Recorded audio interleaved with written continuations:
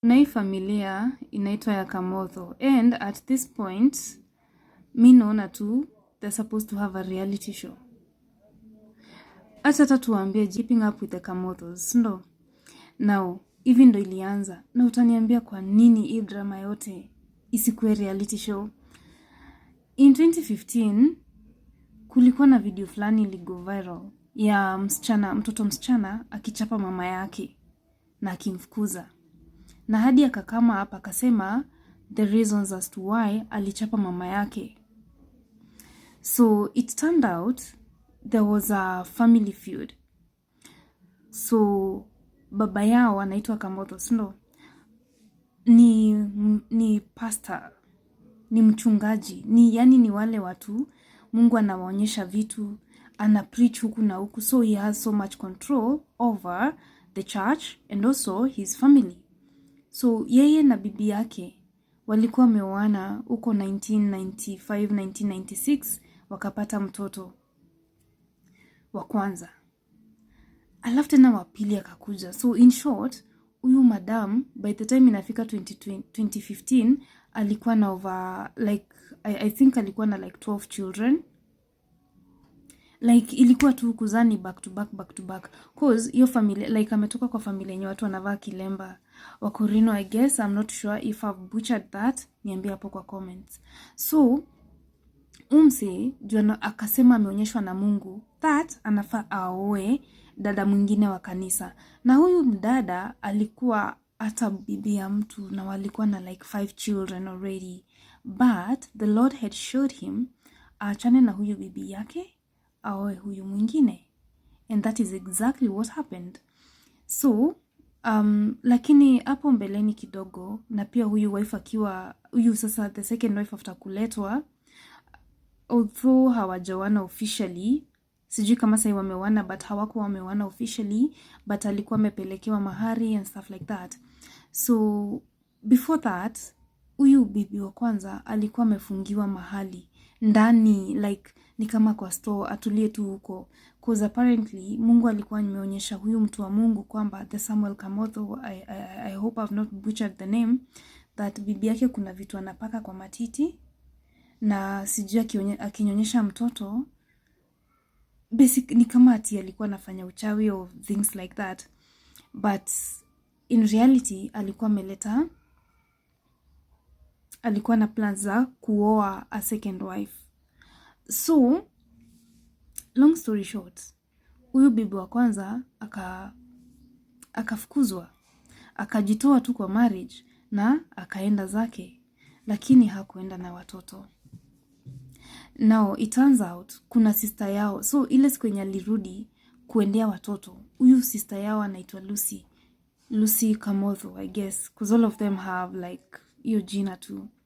So it turned out that huyu msichana na alisema hivi kwa interview, alisema kwamba they had been brainwashed into believing that the mother is a bad person. Keep in mind, wakati wenye huyu bibi wa pili aliletwa kwa nyumba, anaitwa Tabitha by the way, wakati Tabitha aliletwa kwa nyumba, hawakuwa wameintroduciwa to her, like to her as the second wife. Walikuwa tu wanaambiwa huyu ndo atawachunga, and then ikafika time and point wakaenda wakapimishwa nguo, ati sasa wanasimamia harusi. So that is a shocker. Mind you, msichana hakuwa mdogo vile. So the mother ameenda huko nje, ametafuta kanyumba I think ya 1500. By the way, they were very rich people, like walikuwa naishi kwa mansion, a very happy family.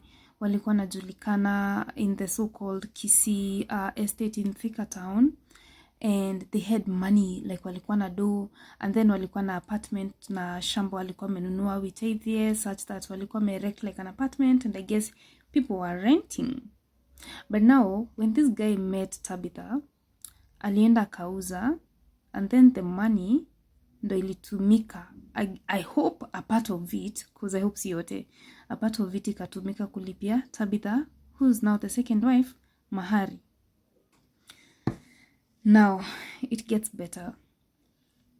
The mother came on social media, akapeana her story hapo kwa Metha ya Kagoni, na she was hosted by Tuko, by Lynn during the time she was in Tuko, and she gave her story, and everyone was so not sad.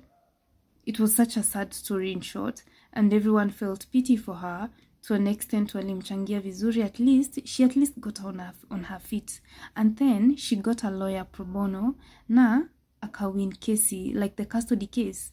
Only that at this point hakuchukua watoto wote. Kuna mmoja ambaye alibaki anaitwa Thuita.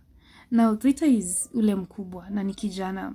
So Thuita wakati alifika class 8, the dad, like, okay, I don't know exactly, but allegedly hakupelekwa shule na wazazi. So there are two scenarios here. It's either maybe hakutaka kuendelea kusoma, ama the dad just didn't want him to go to school. That is an alleged case. I have no details. I have nothing to prove. Sina lawyer. Now, Thuita, however, hakujoin mama yao even after she won custody of the children. Besides, he's a grown up, nini, wezi force mtu, alafu ni kijana na amini budake nini. But the sister came out, Lucy Kamotho, said that it was all brainwash. Now, it gets better. There's one of the kids mwenye he's famous on TikTok. He's called Young Blood Kamotho. Bijina wote wanaitwa Kamotho, sindo, but yeye anaitwa Kamotho. Now he went to some interview the other day on Obina TV, and he gave his story. And let me tell you, I've never seen a man cry and felt his pain the way I did when that guy alienda interview kwa Obina. First of all, can you imagine kusakamzaisiwa mara mbili? Or maybe, you see, there's something that parents need to understand. You cannot, like, you need to be there for your children. Mtoto akikwambia kitu, believe. And also, alikuwa anapatia na experience yake ya vile akiwa high school, alikuwa anateseka, kuna dia amefukuzwa, and then akahave kwenda kwa street kuomba pesa ili arudi, like, apatiane, like, alipe whatever it is that was missing, vitu kama hizo. And I was just sitting there and I'm like, why would a parent do this? However, mzai wakina uyu Kamotho, Young Blood, alikuja online, and he also gave his side of the story. In the interview, Young Blood alikuwa anasema kwamba ati yeye hakuwa anafanya drugs, like he wasn't doing drugs. But now, akasema ati he was forced kuandika and sign barua kwamba he had been doing drugs. But sasa the father said that he was, quote unquote, a crooked kid. So these are two conflicting statements, and I keep asking myself, who is telling the truth and who is lying here? Now it gets better. The second wife, Tabitha, alikuja.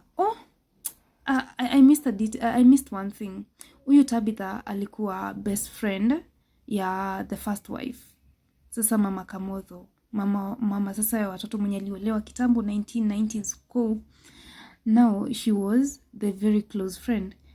Alikuwa naenda to so Tabitha came online with the husband, and then she said that she's very happy in her marriage and she's ready to comply with the law. Whatever the law decides on the children, let it be.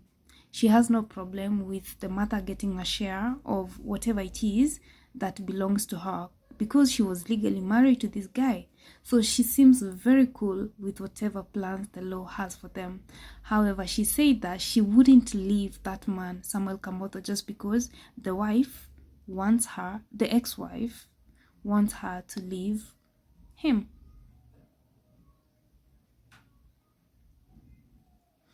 Now, I think I'll have to do a part 2 of this because it's in Africa almost 10 minutes. It's 9 minutes and 50 seconds. I think I'll just have to do a part 2, keeping up with the Kamothos.